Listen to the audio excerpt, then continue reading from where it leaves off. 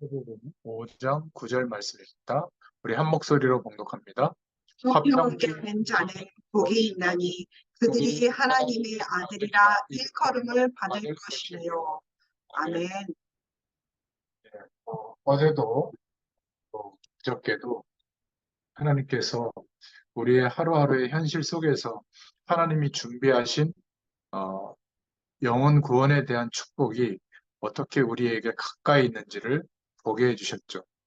어떨 때는 자주 만나는 사람도 있지만 어떨 때는 어, 우리가 생각하지 않았는데 한 번 만나고 또 만나지 못할 그런 만남도 있습니다.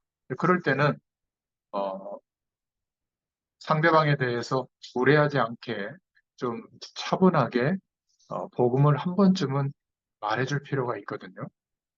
저는 우리 이혜진 집사님이 이렇게 연결하셔가지고 그런 기회가 있었고 세 사람에게 이렇게 복음이 전해지는 그런 것을 보게 됐는데요. 여러분, 복음을 전한다고 할 때 어려운 내용이 아닙니다. 어, 바로 이런 부분이 전달되면 되죠. 어, 내가 왜 최선을 다했는데도 한계 속에서 살아갈 수밖에 없는지, 하나님께서는 성경 말씀을 통해서 하나님을 떠난 문제, 첫사람 아담과 하와가 하나님을, 하나님의 약속을 놓치고 하나님을 떠난 그때에 영원한 생명을 잃어버리게 됐고, 하나님과 함께하는 축복을 알 수 없는 그런 상태가 됐다. 그거를 분명히 이야기해 주면 됩니다. 돈이나 사람 관계나 병 때문이 아니라 물을 떠나 있는 물고기는 죽은 것과 같이 인간은 영적 존재로 창조되어졌기 때문에 반드시 하나님을 만나고 하나님이 함께 하시는 축복 속에서 사는 존재인데 이 축복을 알 수 없는 그런 상태로 출생해서 살아가고 있는 것. 성경은 이것이 가장 큰 문제라고 말한다. 그것을 원죄라고 말한다. 이거를 꼭 알려주고요.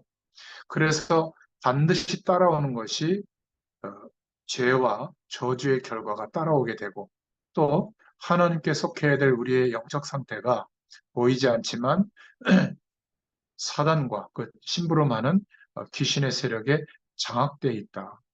이 문제를 해결하려면 영원한 생명을 얻을 수 있어야 되는데 우리 힘으로는 불가능하다. 그래서 하나님이 다시 하나님의 자녀로 생명을 얻고 하나님과 함께하는 축복을 누릴 수 있는 길을 우리에게 주셨는데 바로 그 길이 그리스도라고 하는 길이다. 그 그리스도의 일을 이루도록 하나님께서 말씀이 육신이 되어 성자, 아들로 예수님으로 이 땅에 오셨는데 예수님만이 그리스도의 일을 하신 분이시다. 왜냐하면 원죄에 속하지 않는 그래서 동정녀 마리아에게 나시고 구약에는 여인의 후손이오면 뱀의 머리를 상하게 할 것이다. 생물학적으로 아무도 내가 그리스도다 말할 수 없도록 그래서 우리가 예배할 때마다 신앙 고백할 때 동정녀 마리아에게 나시고 이거를 고백한다. 예수님만 그리스도가 될 수 있는데 그 그리스도의 일은 우리를 위하여 대신 죽으시고 부활하심으로 죄와 저주의 문제를 완전히 해결하시고 우리는 죽지 않았지만 예수님을 그렇게 그리스도를 하신 분이라고 믿을 때 우리가 예수님의 죽으심에 연합되어져서 죄와 저주를 겪고 살아야 될 인생은 죽은 존재로 하나님이 여겨주시고 그 사실을 믿는 순간에 영원한 생명이 회복되게 하셔서 이제는 예수 그리스도의 부활과 영원한 생명에 연합되어진 인생으로 거듭난 것으로 인정해 주신다.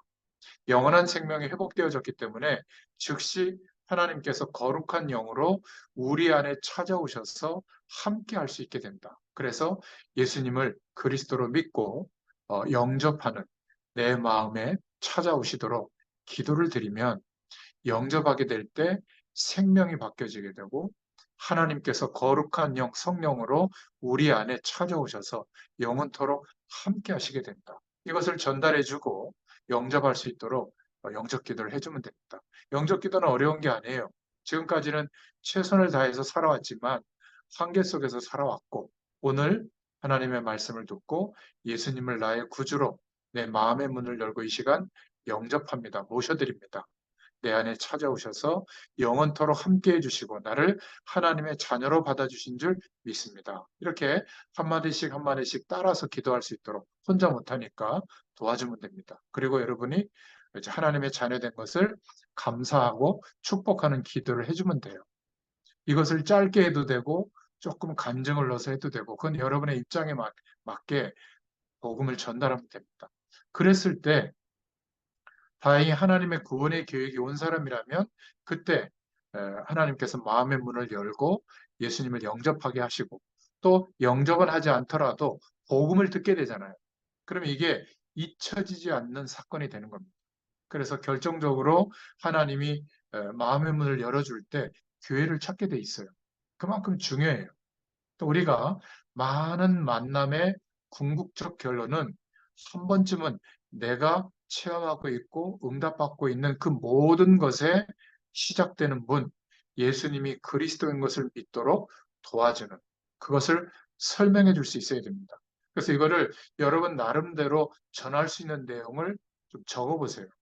3분 분량, 5분 분량, 10분 분량 이렇게 될 수 있게 뭐 외울 필요는 없지만 여러분들이 복음의 가장 중요한 부분들을 전달해 줄 수 있어야 되는 겁니다. 이거는 복음 전하는 게 아니에요. 예수 믿으면 복 받아. 예수 믿으면 병 나. 예수 믿으면 그 문제 해결돼. 그거는 예수 믿고 난 뒤에 어떤 상황을 설명한 거지 복음은 하나도 전달이 안 된 거예요. 그렇죠? 그러니까 하나님 떠난 문제, 그리고 죄와 저주에 사로잡혀 있는 문제, 사단에게 장악되어져 있는 문제, 이 세 가지가 우리의 힘으로 해결할 수 없는 근본적인 문제인데 이것을 해결하는 일이 그리스도의 일이 되는 겁니다. 어떻게 해요? 죽으시고 부활하심으로 하나님 만나는 길을 여셨고 그리고 죄와 저주를 해결하시는 대속의 일을 하셨고 또 부활하신 그때에 죄와 사망의 법이 무너졌죠. 사단의 권세가 꺾인 겁니다. 그래서 예수님을 그리스도로 믿을 때 생명이 회복되어지고 하나님이 함께 하시는 거죠. 이것을 계속 말씀으로 설명하는 시간이 이 말씀 운동 시간이에요. 펼쳐놓은 거지 요약하자면 그겁니다. 더 요약하자면 예수님만이 그리스도십니다. 이 사실을 어떤 인생의 내용보다 가장 중요하게 우리가 기준으로 약속으로 믿고 있다면 지금도 살아계신 하나님이 성령으로 함께 하십니다. 그럼 어떻게 될까요? 어떤 것도 문제가 안 됩니다. 하나님이 함께하는 은혜가 날마다 임하고 있는데 어떻게 갈급하고 시달리고 막 열등감 느끼고 질투심이 일어나서 막 복수하려고 하고 그런 건 없죠. 아직 이 축복이 내게 실제가 안 됐고 말씀은 들어서 좀 알기는 알겠는데 실제가 안 됐기 때문에 벌어지는 일이거든요. 다른 사람을 힘들게 하고 괴롭히고 막 이용해서 막 버리고 이런 일을 할 수가 없는 거예요. 왜? 그럴 필요가 없는 하나님이 함께하는 축복이 와 있기 때문에. 그렇죠? 이게 예수 믿는 진짜 내용이거든요.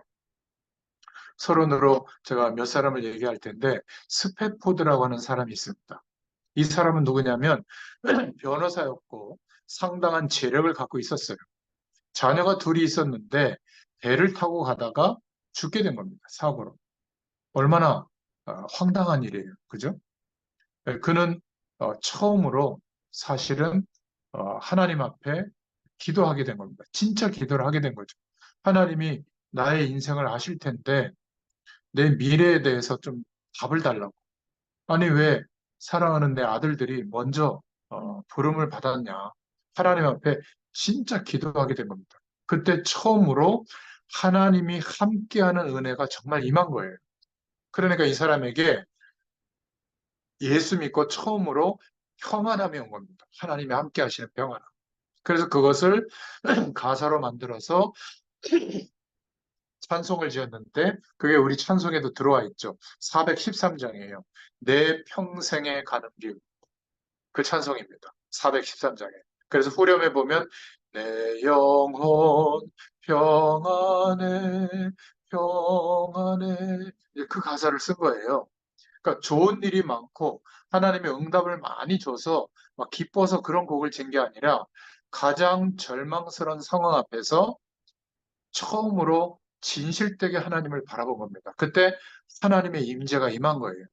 상황은 너무 힘들었지만 처음으로 하나님이 함께하는 평안함이 임한 거죠. 그래서 그 사실을 표현한 겁니다. 물론 하나님이 우리를 크게 사용하지 않아도 하나님의 자녀이지만 하나님은 이 스페포드를 사용하셨어요. 413장이 바로 그런 겁니다. 우리가 중요한 답들을 우리의 삶 속에서 찾을 수 있도록 하나님은 우리를 인도해 주십니다. 작은 문제가 올 때 그 문제만 보면 거기에 빠지지만 또 심각한 문제가 올 때 그 문제만 생각한다면 힘든 상황이지만 하나님 앞에 그때 중요한 질문을 잘해야 됩니다.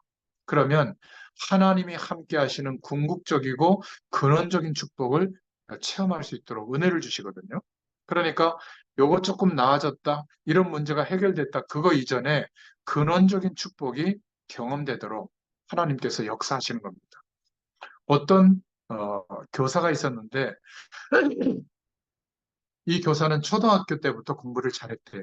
그래서 임용고시를 통과하고 교사가 됐는데 그 학교 안에서도 최고로 모범되는 교사였다고 합니다. 삶도 굉장히 의미 있게 잘 사는 사람이었는데요. 근데 문제는 이 사람이 한 번도 하나님이 있다 이런 생각을 안 했대요. 그러니까 내가 바르게 살고 성실하게 살면 만약 하나님이 계신다면 복 줄 거고 뭐 안 계시면 그만이지 뭐 그렇게 환자처럼 하나님을 막 찾고 믿느냐 그렇게 이제 얘기했던 교사예요. 전도하러 다니는 사람들을 보면 뭐 저렇게 저런 일을 그렇게 막 주장하고 다니느냐 그냥 저 시간에 더 착실하게 살고 성실하게 생활하면 될 거 아니냐 이렇게 생각했던 겁니다. 근데 이 교사에게 어느 날 인생의 중요한 시간표가 온 게 된 거예요. 좀 몸이 조금 아프다가 갑작스럽게 아파서 병원에 갔는데 의사의 진단이 간에 암이 생겨서 급성으로 돼서 좀 어려운 상황이라고. 그래서 입원하는 그런 시간이 온 거예요. 최선을 다해서 열심히 살고 삶의 의미도 있고 뭐 잘 살았죠. 뭐 교사로서 성공도 하고. 근데 처음으로 인생에 대해서 진지하게 질문할 시간이 온 거예요. 죽을 수도 있다는 상황 앞에서. 그때 자기가 별로 그렇게 좋게 생각하지 않았던 전도지를 들고 전도하러 다니는 사람들을 볼 때 그 사람들이 왜 그런지를 알게 된 거예요. 무엇 때문에 사람들이 교회당, 예배당을 지어놓고 자꾸 교회 오라고 하는지 그때 생각해 보게 됐다는 겁니다. 그리고 수십 년 동안 사는 동안에 처음으로 라디오에서 기독교 방송이 있다는 걸 알게 됐대요. 병실에서 어떻게 듣다가. 그래서 기독교 방송을 듣다가 그 어떤 목사님의 설교를 듣고 복음을 받은 거예요. 그러니까 이분이 병이 치유되기 이전에 처음으로 인생을 살면서 근원적으로 자기 삶에 하나님이 함께하는 축복을 경험하다 보니까 평안함이 오게 됐다고 그래요. 그래서 병을 고쳐달라고 한 게 아니라 뭐 하나님이 고쳐주시면 살겠고 안 고쳐주시면 천국 가겠다. 이렇게 하나님께 뭐 기도 아닌 기도를 했다 그래요. 근데 그날로부터 계속 하나님의 평안함이 임했다고 합니다. 뭐 치유도 됐고요. 또 학교도 복직이 됐다고 그래요. 주님께서는 우리에게 너 그렇게 안 했지? 핀잔하고 더 열심히 노력해. 그런 분이 아니에요. 주님은 이렇게 우리에게 말씀하시죠. 평안을 너희에게 끼치노니 곧 나의 평안을 너희에게 주노라. 내가 너희에게 주는 것은 노력해서 얻는 그런 세상이 주는 것 같지 아니하다.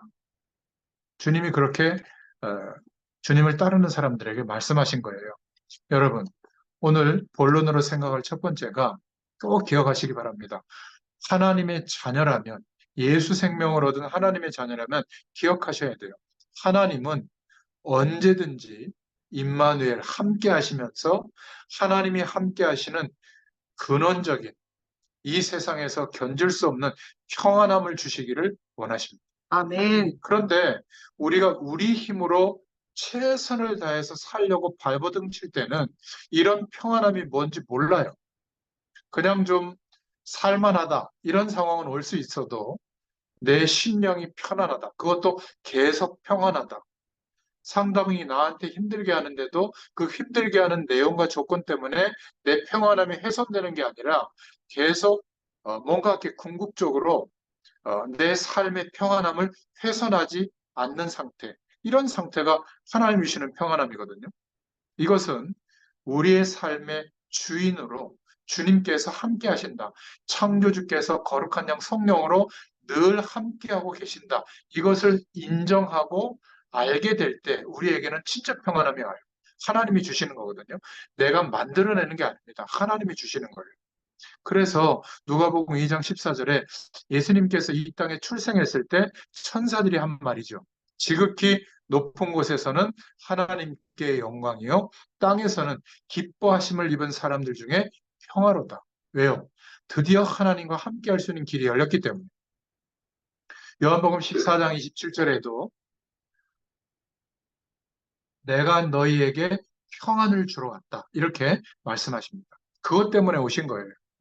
그래서 하나님의 자녀가 되면, 예수님을 그리스도로 믿고 하나님의 자녀가 되면 하나님이 주시는 평안, 평강, 화평을 누리게 될 줄로 믿습니다. 아멘. 이 은혜가 온 사람만이 또 다른 사람과도 화평할 수 있는 심령의 상태가 회복이 되는 거예요. 찌르고 평가하고 막 공격하고 막 업신여기고 그렇게 할 수가 없는 거예요. 하나님과 화평함을 누리는 사람은 궁극적으로 믿음의 그릇, 삶의 그릇이 넓어지거든요.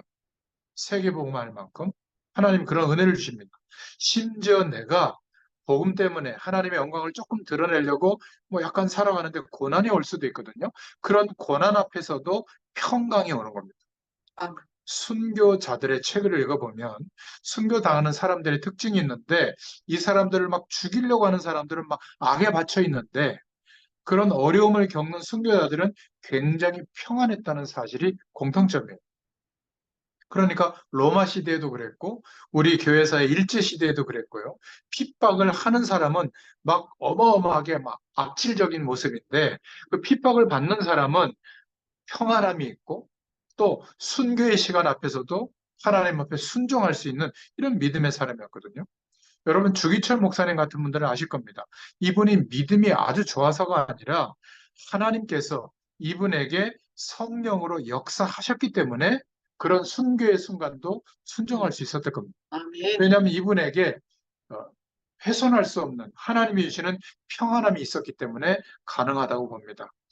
그래서 기억하셔야 될 것은 우상을 숭배하는 사람, 귀신을 섬기고 있는 자들에게는 평안함이 없죠. 잠깐의 평안을 위해서 후닥거리 같은 일을 해야 돼요.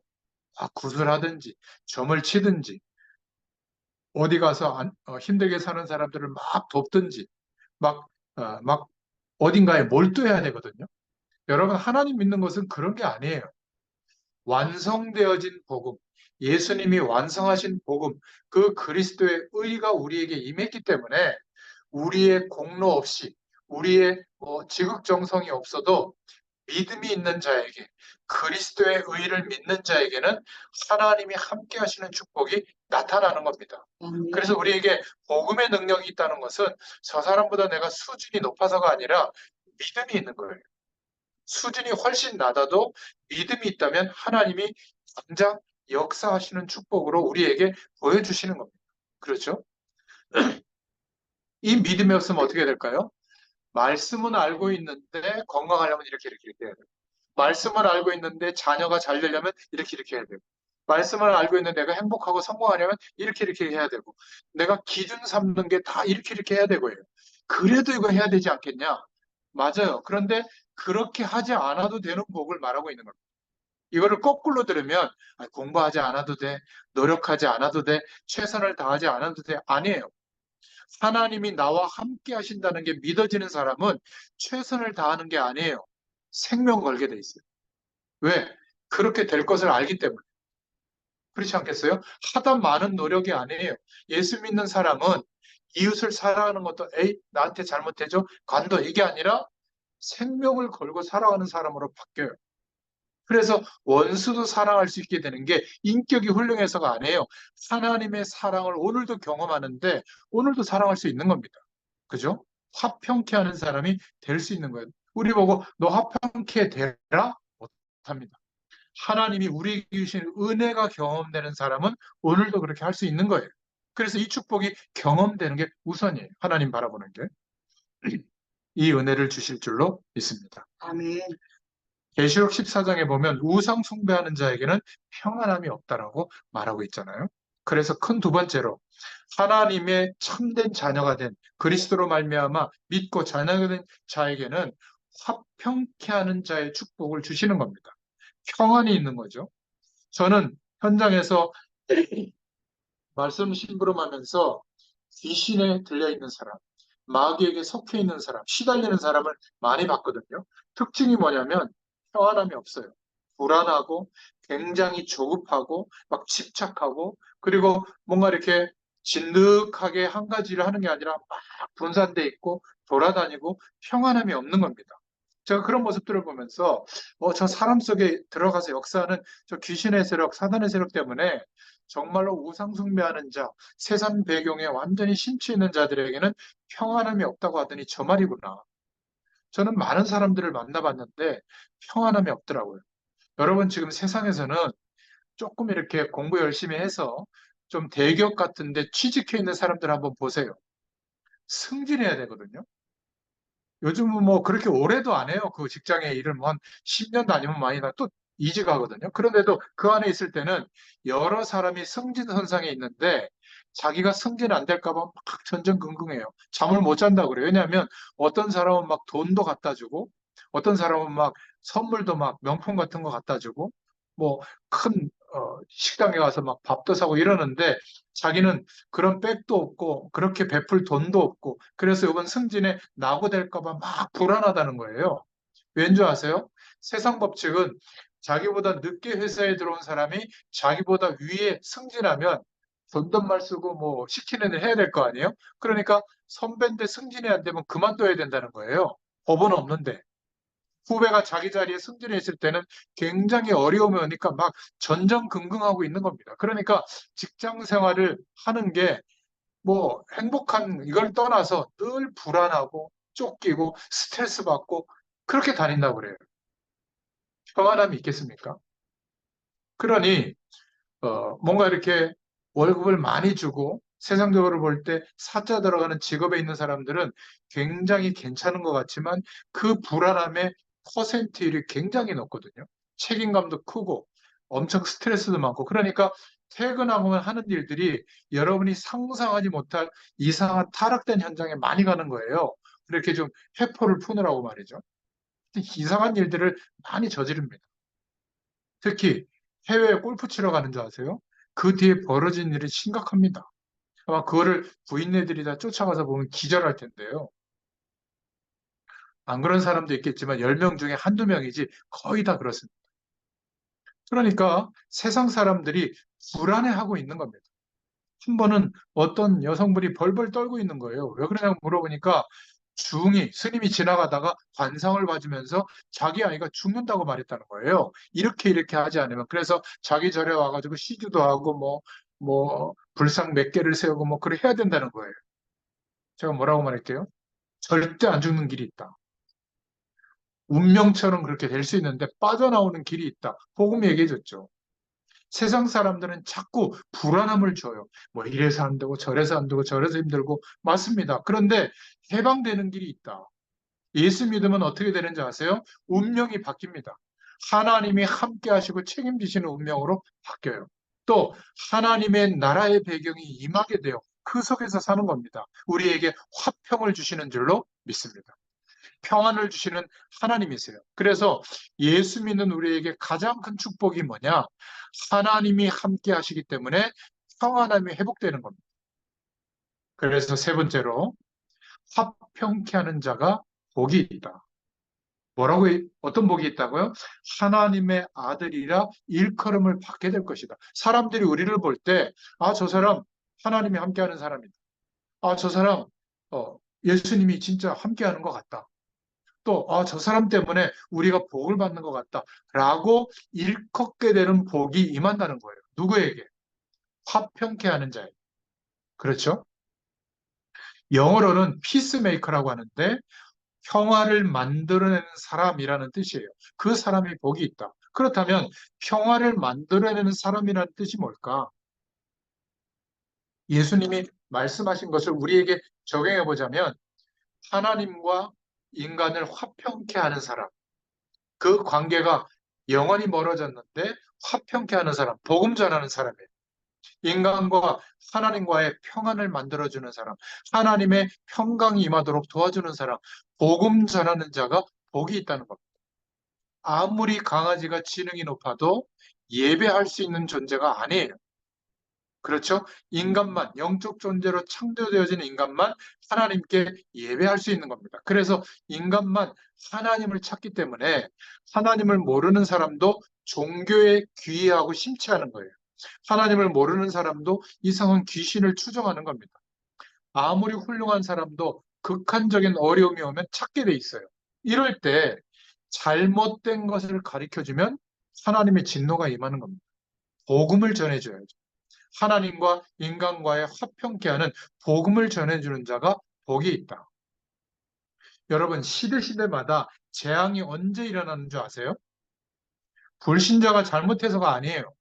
시대마다 교회는 많아지는데 예배당은 커지는데 복음이 없어지고 교회가 타락할 때, 물론 윤리적으로 도덕적으로 타락하지만 기준이 바뀌는 거예요. 하나님 없어도 이렇게 최선을 다해서 성공하면 된다. 잘 되면 된다. 이런 기준이 교회 안에 들어오는 겁니다. 무조건 어떻게 하든지 노력해서 빌든지 어떻게 하면 복 받고 성공하고 잘 되고 막 커지고 높은 자리에 올라가고 이게 예수 믿는 이유로 대치될 때 임마누엘이 아니라 이 복음을 증거하는 게 내 삶의 이유가 아니라 복 받고 잘 되는 것이 교회의 기본적인 기준이 되어질 때 그 교회는 타락한 거거든요. 그러니까 세상의 기준으로 또 몰아붙이는 겁니다. 뭐 예배를 많이 드리면 기도를 많이 하면 헌금을 많이 하면 주의종을 잘 대접하면 좋은 건데 복음이 기준이 돼야 되는데 그런 노력이 기준이 돼버리면 세상과 다를 바가 없잖아요. 그러면 또 열심히 노력하고 인정되는 노력을 하는 사람, 공헌을 한 사람, 뭐 헌금을 많이 한 사람, 충성을 많이 하는 사람 이런 사람이 복 받는다면 세상의 기준과 차이점이 하나도 없잖아요. 굳이 예수님만 그리스도라고 하는 내용을 붙잡을 이유가 없는 겁니다. 시키는 대로 하면 되는 거 아니겠어요? 아닙니다. 복음은 그 내용이 아니에요. 그러니까 교회가 시대마다 타락했을 때, 복음을 증거하지 않고 세속화되어졌을 때 반드시 재앙이 덮친 겁니다. 하나님이 그렇게 하신 거예요. 회복되도록. 복음이 회복되도록. 우리 한국에도 120년, 30년 전에 처음으로 복음이 들어올 때 문화가 바뀌었죠. 학교 제도가 생기고 병원이 들어오고 그랬습니다. 그런데 6.25 한국전쟁이 언제 터졌죠? 기독교를 연구해보면, 한국 기독교사를 연구해보면 평양과 여기를 중심으로 부흥운동이 일어났는데 교회가 많아졌거든요. 대구도 그렇고. 근데 평양과 대구를 중심으로 교회가 막 싸우기 시작한 거예요. 이때 전쟁이 터진 겁니다. 재앙이 일어난 거죠. 또 조금 안 좋은 일도 하셨지만 박정희 대통령 같은 분은 우리나라의 산업화를 또 이룰 수 있도록 군인의 힘으로 어쨌든 막 앞장선 분 아니에요? 근데 이분이 시해당하고 그 다음에 군사 정권이 들어오는 어려움이 우리나라에 왔었거든요. 언제 그런 일이 일어나는가 보면 교회가 모여서 복음은 전하지 않고 막 또 싸운 겁니다. 심지어는 목사님들이 모여서 총회에서 회의를 하는 그 모임을 하다가 그 모임하기 전에 예배 드리거든요. 성찬 예배를 드리는데 성찬 시간은 상을 막 뒤집어 엎고 부시고 막 그런 정도로 싸운 적이 있어요. 총회 기록에 보면, 교회사에 보면. 그때 어떤 일이 벌어졌죠? 국가에 어려운 재앙이 덮친 겁니다. 5.18 광주 사태가 언제 일어났죠? 그래서 막 어마어마한 사람들이 죽고 어려움을 당했잖아요. 한국 교계에 어떤 일이 일어나고 있었는지를 보면 똑같아요. 지금 우리 대한민국의 한국 교계를 보면 더 이상 하나님 믿지 않는 사람들이 교회를 존중하거나 예수 믿는 사람들을 존경하거나 그러지 않습니다. 목회자들을 존중하지 않아요. 왜 그렇죠? 복음의 능력이 없는 거예요, 지금. 말은 많고 숫자는 1200만 명이라고 하는데 더 이상 존중하지 않습니다. 더 이상 영향력이 없는 상태가 됐어요. 왜 그럴까요? 굉장히 잘 사는 것 같고 행복해진 것 같고 대단히 교회가 막 대단한 것 같은데 세상 사람들에 의해서는 더 이상 영향을 줄 수 없는 상황이 된 겁니다. 여러분 자신을 한번 점검해 보세요. 내게 하나님이 주신 이 평화가 있느냐, 평강이 있느냐. 그래서 이것을 전달해 주지 않으면 안 될 만한 영혼 구원에 대한 마음이 일어나고 있느냐. 그것 때문에 나의 오늘이 있고 그것 때문에 우리 후대들이 있느냐. 그렇지 않다면요, 우리는 여러 종교 중에 그냥 기독교라고 하는 종교를 선택하고 있을 뿐이지. 그렇지 않습니까? 만약 우리에게 예수 믿는 것 때문에 세상 전부가 닭달같이 달려들어서 죽이고 막 감옥에 넣는다. 우리 자녀들을 막 불태워 죽인다. 이러면 예수 믿겠습니까? 그런 상황이 올 수도 있어요.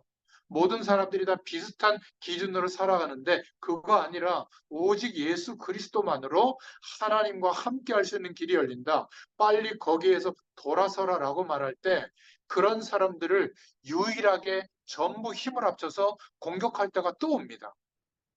그게 우리 시대에 올 수도 있어요. 단, 복음 전하지 않으면 그런 시대가 반드시 옵니다.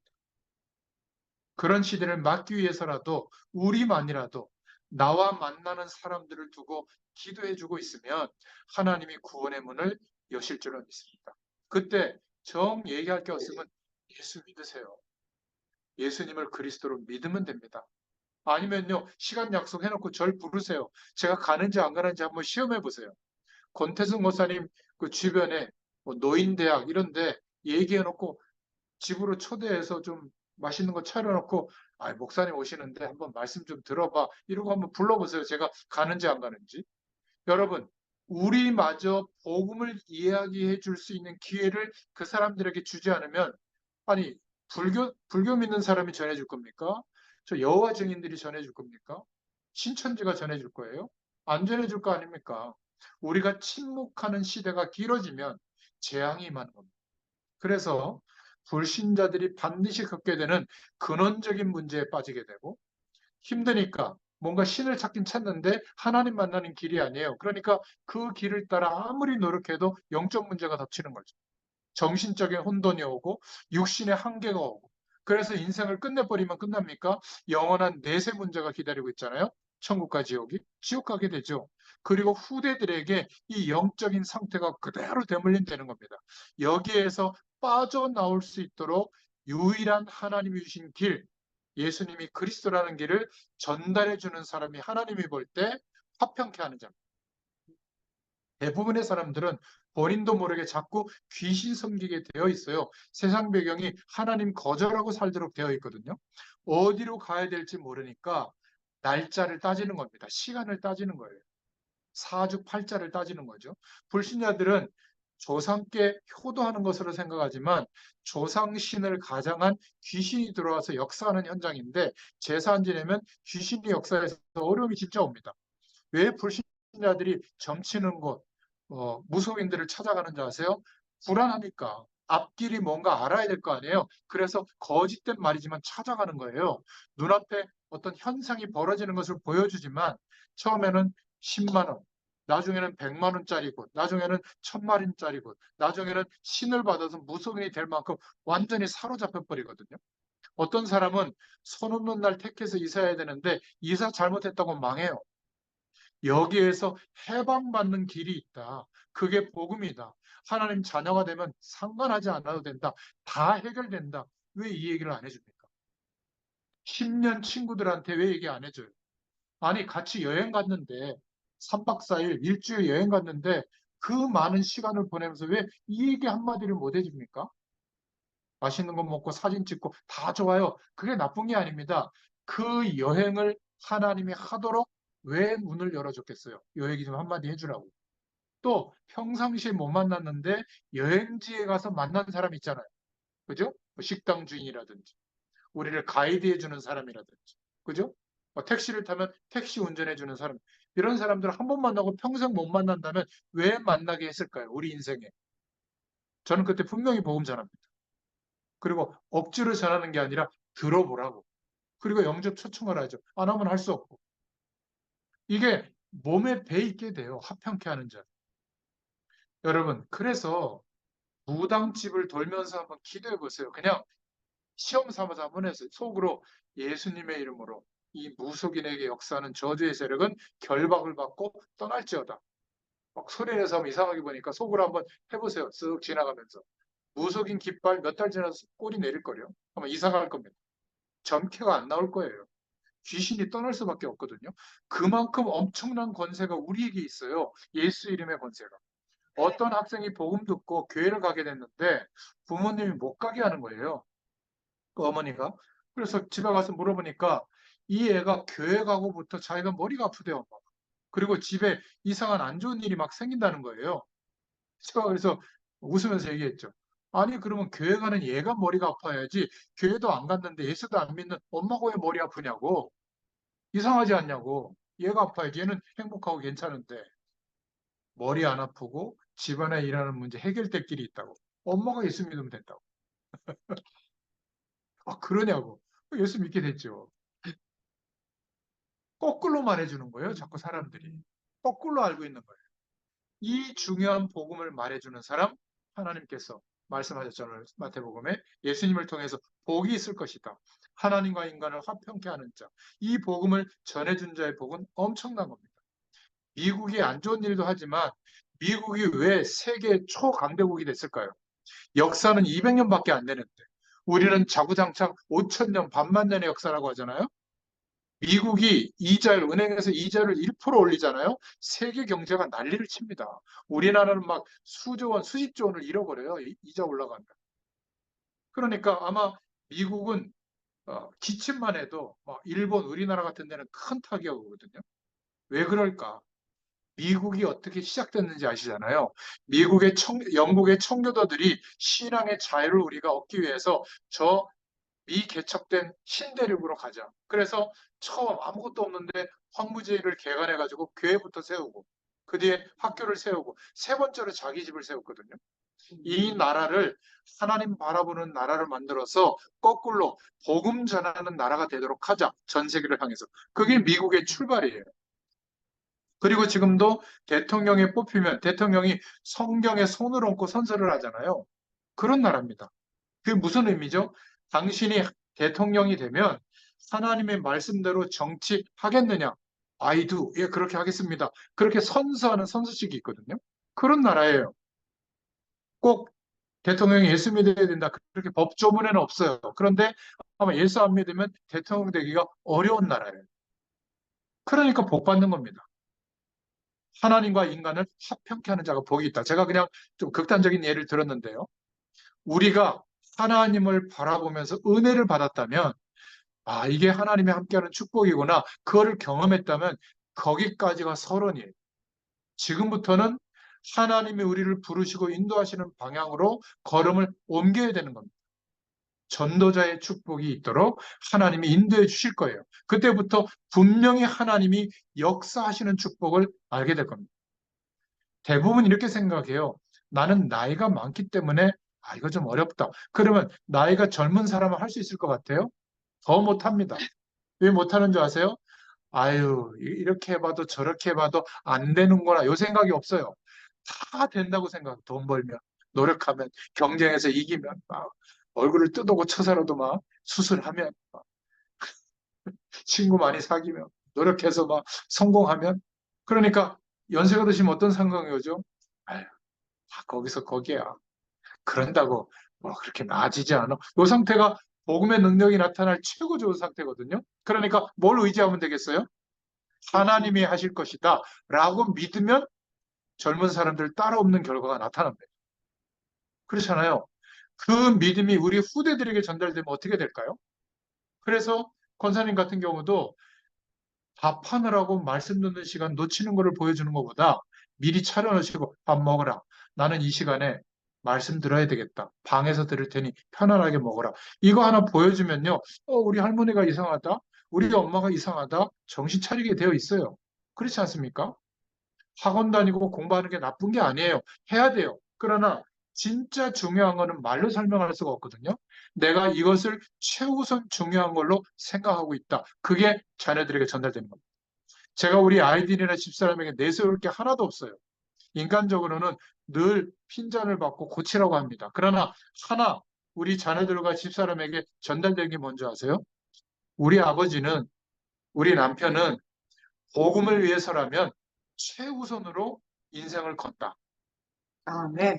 계산하지 않는다. 이거는 전달됐어요. 그러니까 나머지는 다 상쇄돼요. 부족하면 도와주려고 합니다. 여러분, 이게 전달이 돼야지 이거를 말로 잔소리로 전달되는 게 아닙니다. 그렇죠? 그게 언제 보여지죠? 삶 속에서 보여지는 겁니다. 어려움이 왔을 때, 위기가 왔을 때 막 원망할 수도 있지만 나는 하나님을 믿기 때문에 지금 이 어려움 앞에서 나는 하나님께 기도할 거다. 하나님이 하시는 것을 볼 거다. 설사 이 문제가 해결되지 않더라도 나는 하나님의 인도를 받을 거다. 여러분, 이때가 믿음이 전달되는 시간이에요. 그렇죠? 다 내가 알고 있는 사람들을 손가락질하는데 우리는 뭘 봐야죠? 혹시 심령이 가난해져서 하나님의 말씀이 전달될 시간이 왔을까? 그것 때문에 용서도 해주고 그것 때문에 남들이 손가락질하고 돌보지 않지만 나는 돌보기도 하고 도움도 줄 수 있는 사람으로 바뀌는 사람. 그 사람이 화평케 하는 자예요. 그러니까 교회와 성도 간에 막 이렇게 문제가 생길 때 교회에도 잘못한 일이 있거든요. 부족한 일이 있을 때 다 문제 제기하는데 우리는 하나님께 기도할 수 있기를 바랍니다. 괜찮다는 게 아니에요. 정말 문제라면 사단의 역사 아니겠어요? 그렇잖아요. 그러면 예수 이름으로 흑암 세력을 꺾고 하나님의 능력이 나타나도록 진짜 기도해야죠. 진정으로 우리가 교회를 사랑하거나 상대방을 사랑하기 때문에 하는 사람은 말하는 내용은 도움이 됩니다. 받아들여요. 왜 그 콩나물 해장국이나 이런 거 잘 팔리는 집에 욕쟁이 할머니 있는 집이 있거든요. 심한 욕 합니다. 야, 이 XYZ야, 뭐 때문에 왔어? 빨리 처먹고 가. 막 이럽니다. 근데 좋아하고 먹고 가요. 왜죠? 그 주인 할머니가 나를 공격하려고 하는 게 아니라 사랑이 묻어 있는 여기거든요. 그러면 기분 나쁘지 않습니다. 그런데 이 사람이 은근히 나를 공격하거나 문제 제기하거나 비판만 하려고 하는 말은 좋은 말로 인격적으로 얘기하는 걸 들어도 기분 나빠요. 그렇지 않습니까? 영적 존재이기 때문에 그걸 알아요. 진정으로 사랑하고 위하고 아끼면서 하는 판단은 다 용납합니다. 그게 뭐죠? 화평케 하는 자가 복이 있다. 성도 간에 화평케 하는 자가 복이 있다. 기억하시기 바랍니다. 베드로전서 3장 8절부터 12절에 뭐라고 말하고 있죠? 성경 말씀은 형제를 저주하지 말고 축복을 빌어라. 악을 악으로 갚지 말고 복을 빌어라. 우리가 하나님으로부터 이 근원적인 축복을 받았기 때문에. 그죠? 왜 그렇죠? 성경은 뭐라고 말하고 있습니까? 베드로전서 3장 8절부터 12절에 내가 그 복을 받게 될 것이다. 그것 때문에 너를 불렀다. 좋은 날 보기를 원한다면 생명을 사랑하는 자, 좋은 날 보기를 원하는 자는 혀를 금하여 악한 말을 그쳐라. 형제에게 복을 빌어라. 그러면 이렇게 말하는 사람이 있을 거 아니에요. 잘못하는 사람, 저 악한 사람은 그냥 놔두라는 말입니까? 그 뒤에 말씀이 나옵니다. 여호와의 눈은 의인을 향하시고 여호와의 낯은 악행하는 자들을 향하고 있다. 알고 있다는 말이에요. 화평케 하는 자가 복이 있는 줄로 믿습니다. 세 번째로 적용할 부분은 하나님의 백성인 우리가 사회생활을 할 때 다른 사람을 복받도록 만드는 사람. 그게 화평케 하는 자입니다. 일부러 막 노력한다는 게 아니라 하나님이 함께하는 축복이 내 삶에 나타나기 때문에 나와 함께하는 사람에게도 복이 임하게 되는 거예요. 요셉 때문에 보디발의 집이 복을 받았죠. 예수 믿는 사람 때문에 그 마을이, 그 가정이, 그 가문이 문제가 왔다. 그건 어불성설이에요. 우리 때문에 하나님이 함께하는 축복이 나타나게 되는 것이 당연한 겁니다. 복의 근원인 나 때문에 하나님의 복이 나와 함께하는 사람에게도 나타나는 게 정상이에요. 나 때문에 어려움 당하는 사람이 복을 받게 되는 화평케 하는 자의 복이 우리에게 회복된 줄로 믿습니다. 기독교인은 올바른 정신을 가지고 살아야 돼요. 나 때문에 다른 사람이 복을 받는 것이다. 아무리 실패한 사람도 도와달라고 하면 나는 도와준다. 아무리 큰 죄인이라도 본인이 깨닫고 자백하면 나는 도와준다. 나 때문에 내가 있는 직장, 나 때문에 내가 있는 교회, 우리 가정, 나 때문에 우리나라가 복을 받게 하는 것이다. 이게 올바른 기독교인의 정신이에요. 그렇죠? 경쟁에서 얍삽하게 이겨가지고 복을 나만 홀랑 가지고 나머지는 망해도 되고 그리고 그거 나 복 받았다고 자랑하고 그건 이상한 정신이에요. 원래 성경의 말씀은 그렇게 되어 있지 않습니다. 다니엘 때문에 포로로 끌려갔는데 바벨론 전체가 복을 받았죠. 열왕기하 5장 1절부터 10절에 노예로 잡혀온 계집아이가 식모살이 하는데 문둥병 들렸던 장군, 이 장군이 복을 받게 됐잖아요. 그죠? 아람 나라 장군인데. 열왕기하 6장 8절부터 23절에 엘리사 때문에 나라 전체가 복을 받게 됐죠. 사무엘이 살아있는 동안에 이스라엘은 전쟁이 없었더라. 우리 가정에 있는 이상 우리의 지역이 복을 받아야 될 줄로 믿습니다.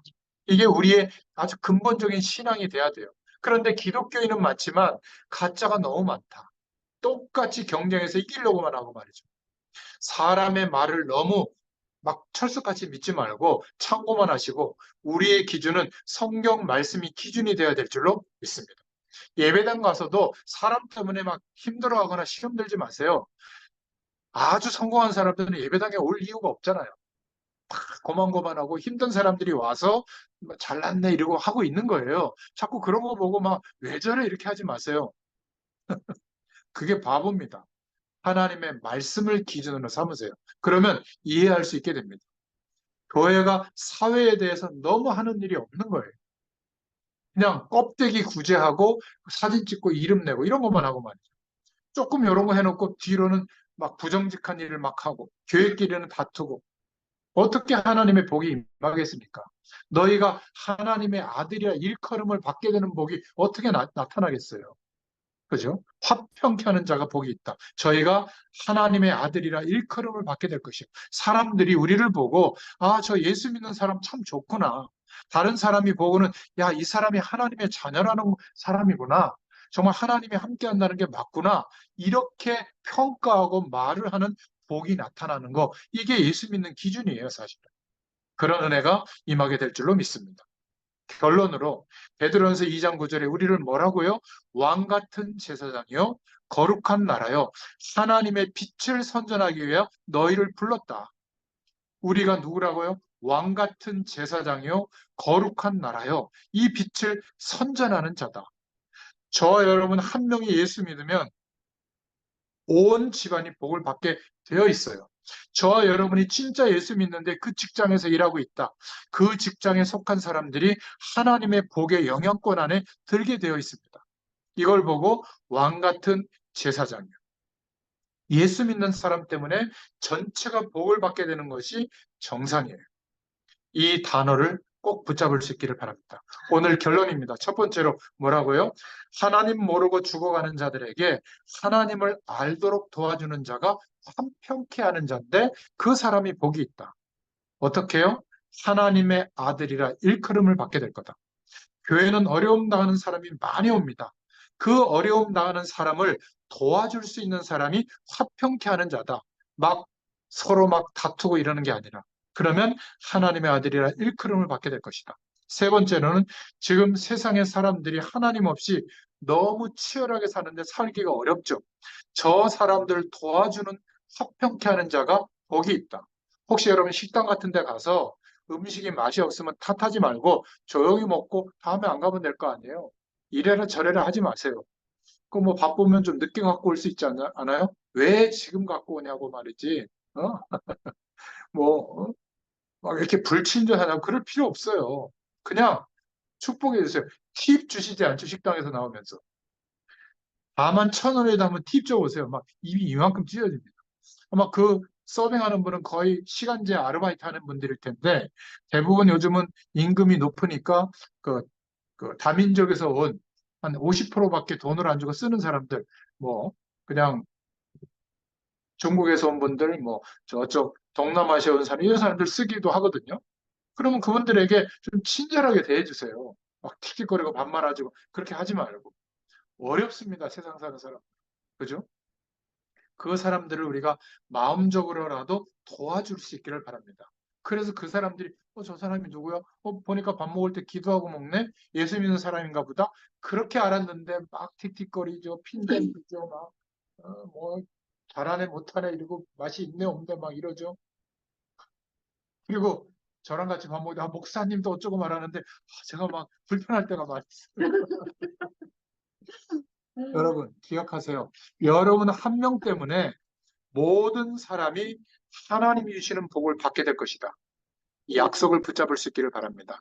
이 은혜가 임하시기를 예수님의 이름으로 축원합니다. 하나님 감사합니다. 오늘도 주의 말씀으로 역사해 주셔서 감사합니다.